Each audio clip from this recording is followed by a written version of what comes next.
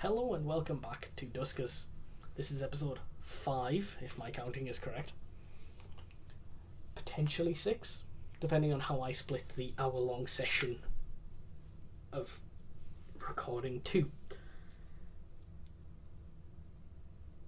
In the previous episode, we cleared out the Sussman space station after I ate my words immediately after saying hanging around in an old derelict, which is most of the derelicts in the game, might I add, is generally a bad idea because of the superficial time limit of when the close and open commands eventually stop responding. The open command is horrible because if you have a drone in a room that doesn't have a way out, like an airlock, and the open command stops responding, that drone is lost. There is no way to get it back without a very specific module. That is the pry module, which lets you open doors that don't have power, or if the open command doesn't respond.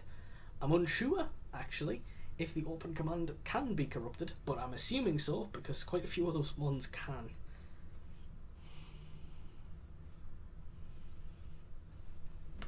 But immediately after saying that hanging around in old derelicts is a bad idea, waiting for things to happen, the close command stopped working, thankfully immediately after I dealt with a threat, and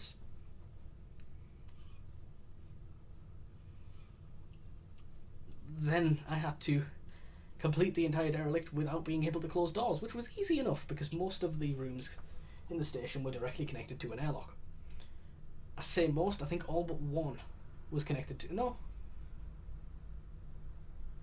every room in the station was connected to an airlock, which would have meant that it was possible to do.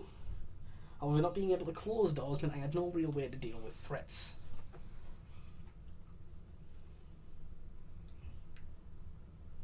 I did flush one out of an airlock, and I shot one with a gun.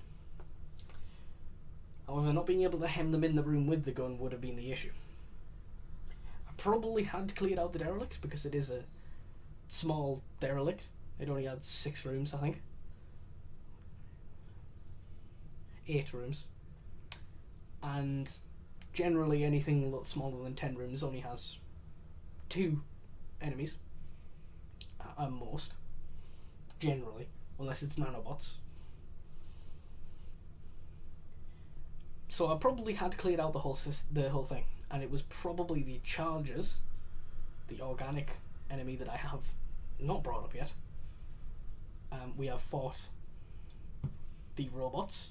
I have mentioned the nanobots. I have also now mentioned the chargers, which are the organic single enemies. The nanobots are annoying to deal with because of how they can typically travel through vents if you do not have the setting disabled like I do for my own sanity. And I think other enemies can travel through them as well. There is also the fact that they are very hard to kill. I'm unsure as to how the sonic module affects them. I doubt it will because they are technically mechanical in nature. There is a module called a Gatling gun, which is... it sounds fun. It is useful at dealing with most enemy types.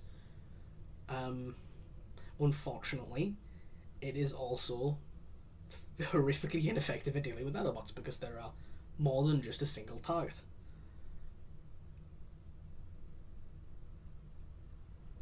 There is basically 2 confirmed good methods, maybe 3, of dealing with nanobots. That is blowing them up with a mine, like a proximity mine or a trap mine. There is flushing them out in an airlock, and there is system defense turrets, which I'm fairly sure they can break. Like, the nanobots can attack those turrets, and that might only be a maybe on their effectiveness at dealing with them. But I have now been talking for 5 minutes, and I'm probably going to truncate this entire section. So let's move on. You can see now that we have went below 6 total fuel, we can no longer access this station with the amount of fuel we have. This is potentially a problem. However, because there are 2 stargates in this system, this galaxy rather, I will likely be coming back through this galaxy at some point if I live long enough. We are going to remove that module from Ethan and hold on to him for now. I'm going to hold on to him simply for the fact that he has the 3 upgrade slots. This is a useful thing for him to have, because unlike Rick, who only had 2, which is just a straight downgrade unless he's got some other benefit to him, this one has 3. No, I need to go to my system. Anyway, we are now going to board the Fletcher space station with 1 infestation type. Let's hope it's not one of the horrible ones.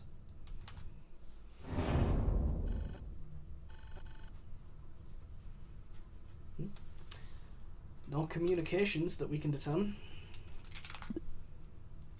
Room 1 as per usual. Safe. Now, you see, one thing that I'm really worried about right now is the fact that that says door 40. That means this is huge.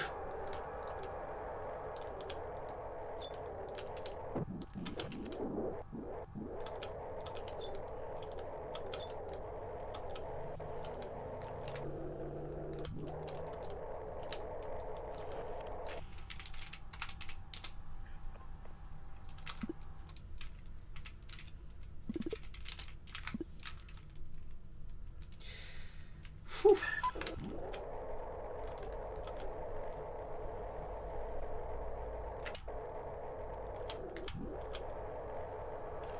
Okay, so I'm going to take drone number 3. I'm going to do a quick cursory scan of room number 2 here. I'm actually gonna drop a probe because scanning is, in all situations, better than not.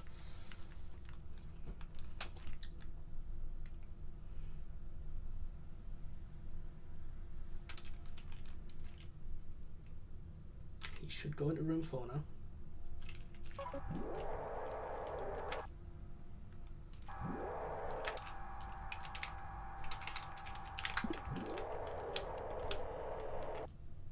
He didn't scan any, but that's fine.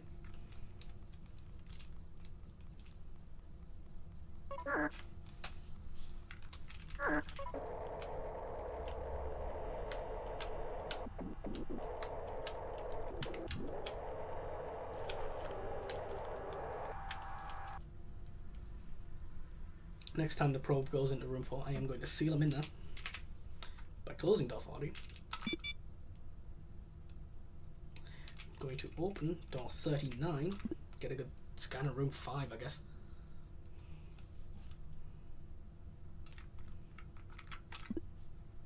Open D20.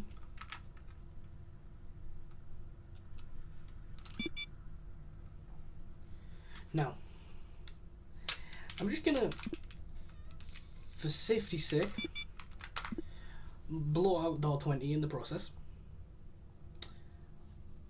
But that room was empty, so this is fine. Just in case there was an enemy involved there. I don't want to have to deal with that.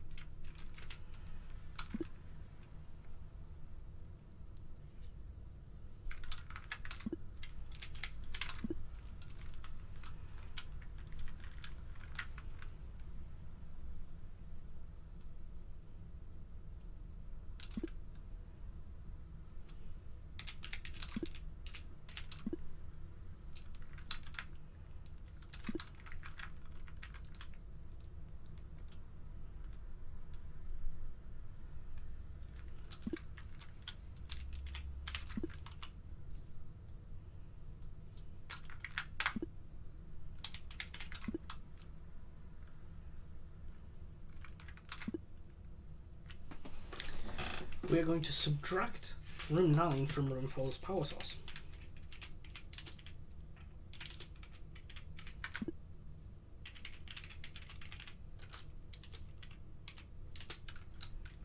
Add room number 17, is that? What number is that? Oh, it'll be room 12. There we go. This will allow us to open D16. Which, of course, isn't even useful.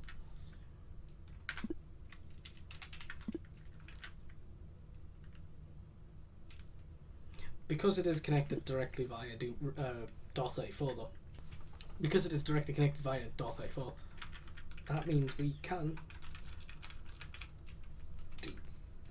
power up room number 13 directly via room 4, which means we don't have to have it connected by that one, which lets me plus room 14, which lets me connect D18 up.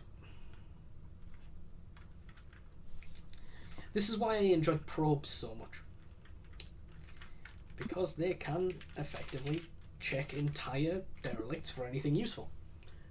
You can see in room number 6 there is a damaged probe. Not probe, drone. Two different things entirely. There is something that just moved between room number 3 and room number 15. For safety's sake, I'm going to blow out room number 3. I'm then going to open door number 18. Wait, no, I'm going to... This is where... We haven't found door A yet. I'll be over on the right somewhere. Lost video signal for drone 1. Not too bad. Right, now I can open D24.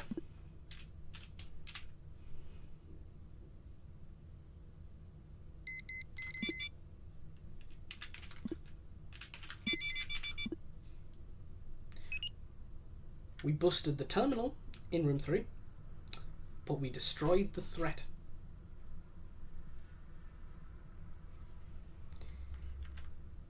Right, G32.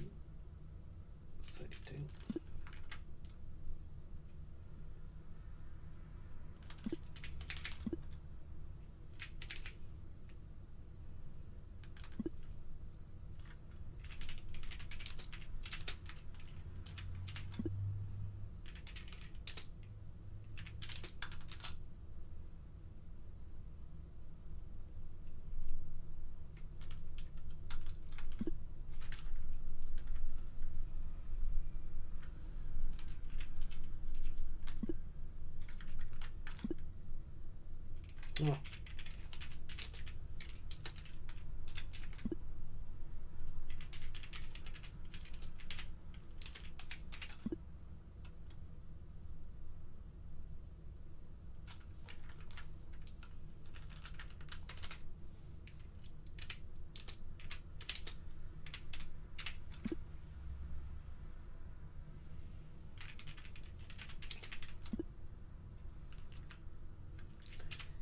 Well, we know where the fuel is.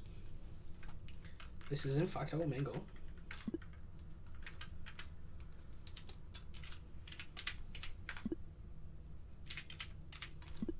Found door 8 yet? Where could door 8 possibly be? Are we just missing door 8? I'm missing quite a few doors actually.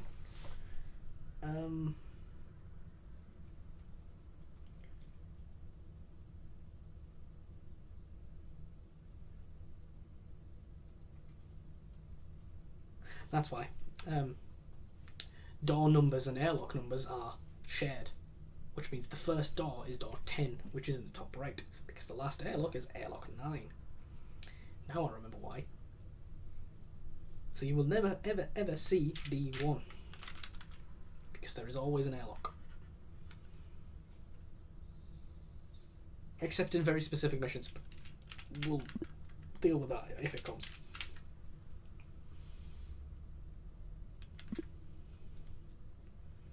So go to D11.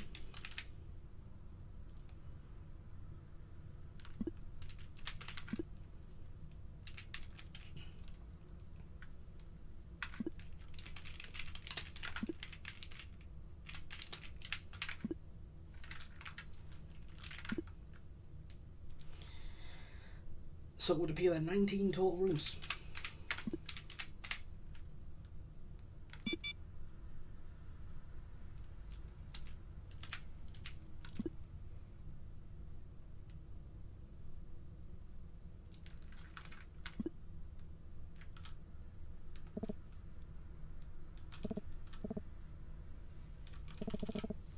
Oh, I can't move the camera any further over. So the only room that I'm looking at that actually seems worth checking at all is room number 6. So I'm gonna remote room 13 and room 4 again. Then I'm gonna. How much power has this got left in it? Yep. It's good enough for that one. Does that enough for... Nope. That is its maximum capacity. So we're gonna take out room 17, room 16, room 8. And we're gonna add 6, 5, and 9. And then open A1. Now 1 R1, 2 R1, semicolon, now 3 R1. Semicolons can be used to put multiple commands on the same line. Dock A5.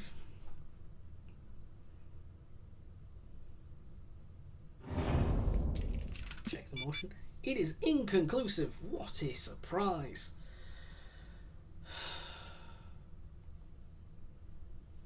Well, ain't that just the biggest fucking shit show? Well, my best bet is actually to dock back at A1 and utilise room 4.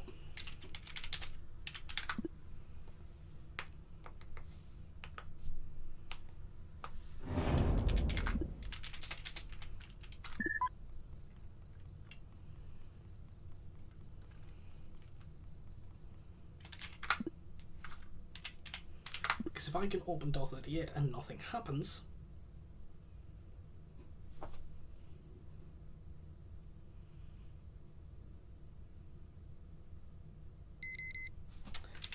knew it.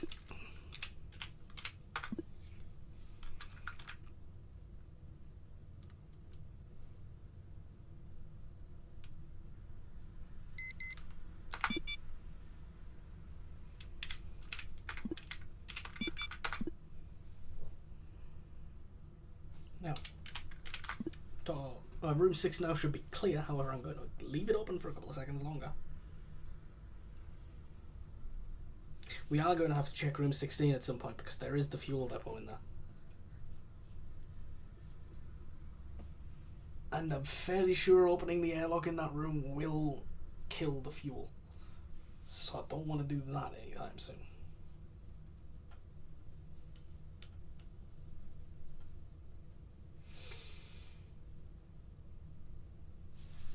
Judging by how long it took to get through the door, at door 39 specifically there, I think it's safe to say these are the slow chargers.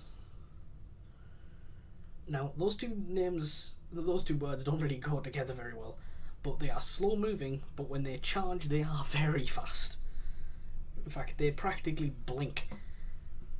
That's how quick they move. Okay, so I'm going to leave the motion guide there. I'm going to dock at A5.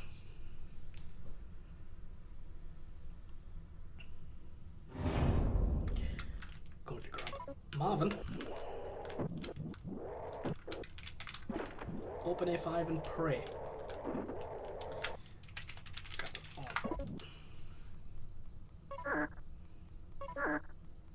We should be safe. I have cleared out at least half of the derelict at this point. But all of the threats I have encountered have been in the left half of the ship.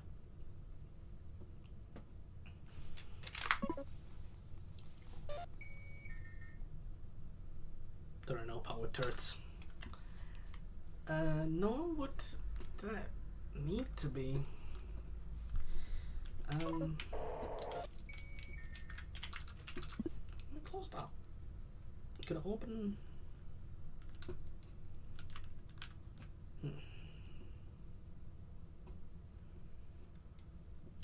D40. Move this guy through here.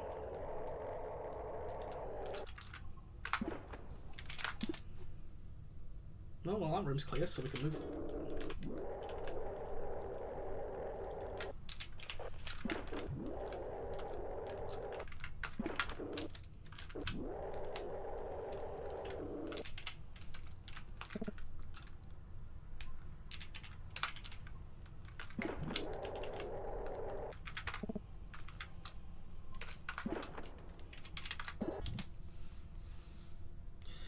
Okay, not exactly what I was hoping to see, but I can. That's R13, that room, innit?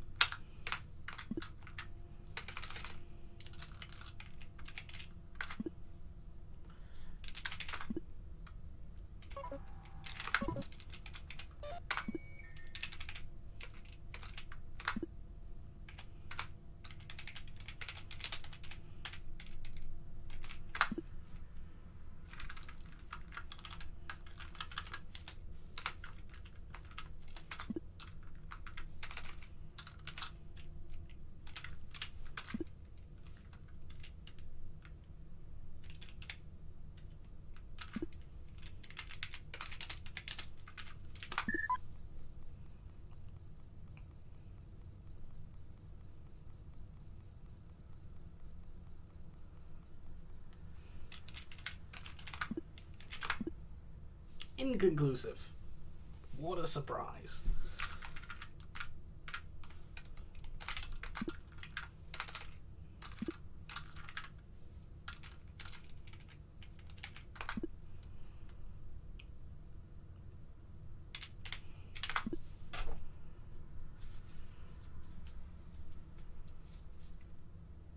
The worst thing that can happen here is the enemy that is potentially in room number 16 enters room number 10. Then we can close it in there and just access room number 16.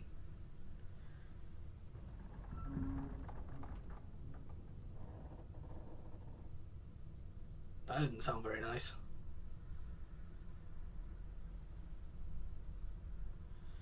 But I didn't get a warning message. Well, I wasn't going to use that room anyway. Just as long as I don't open D39. That's what I was on about radiation. Radiation does not naturally occur. However, because I've turned off the setting. However, random events like that, time-limiting events that prevent you from just hanging about, they do. Sucks that I can't lock door 39, so I can't open it, but I don't plan on opening it anytime soon.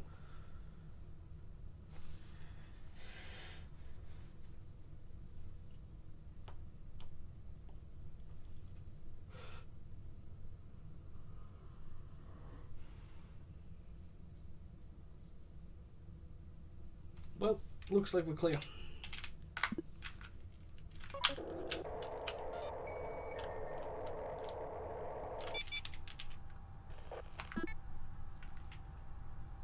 Why didn't I check that earlier?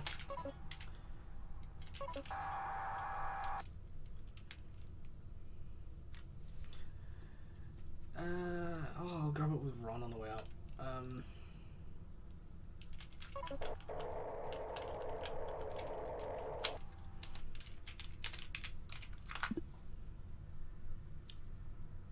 You know, I didn't even bother to check.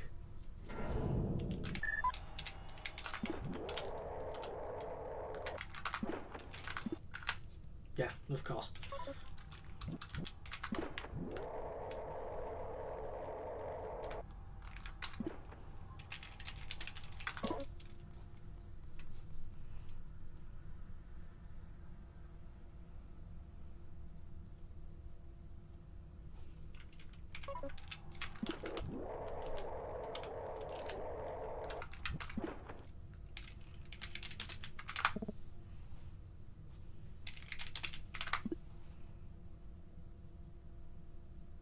Sorry if the commentary seems a bit lax right now, but I am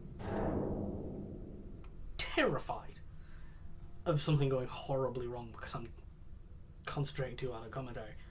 And while that may not be the best thing to watch, at least I'm preventing the series from ending immediately.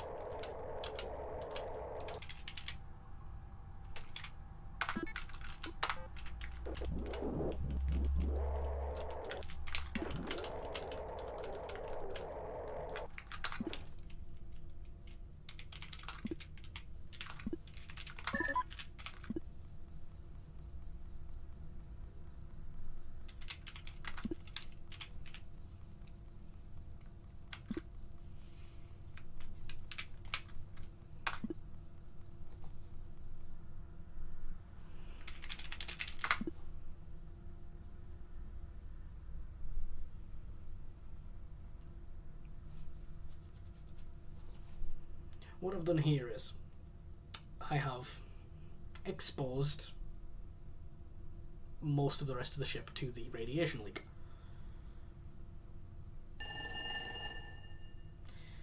Just to show you that it does in fact spread, and it gets out of hand very quickly. You can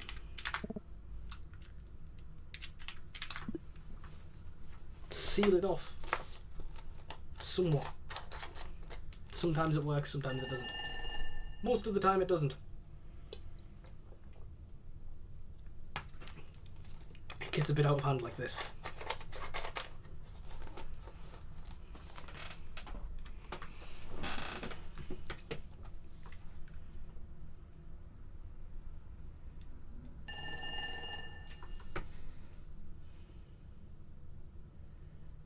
Basically at this point this derelict is foobar.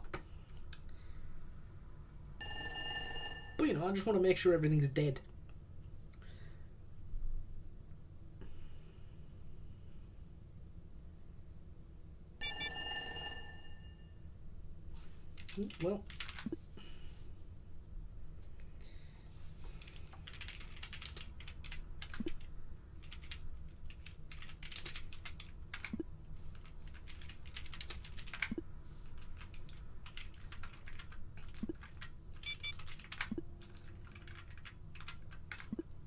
Well, that's every door on the ship opened, so.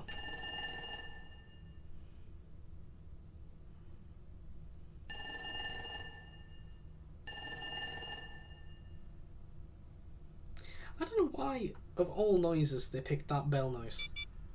I feel like a Geiger counter going mental would have been a better idea. But at least it alerts you to it. It's certainly more noticeable than a Geiger counter, I can tell you that much. I'm gonna turn off all power now. And so, we watch as this probe repeatedly scans a completely radiation-infested ship. If anything, we have made this ship completely sterile. To all things. It's a strange point to mention, by the way. Radiation does not affect the probe, yet it affects the drones.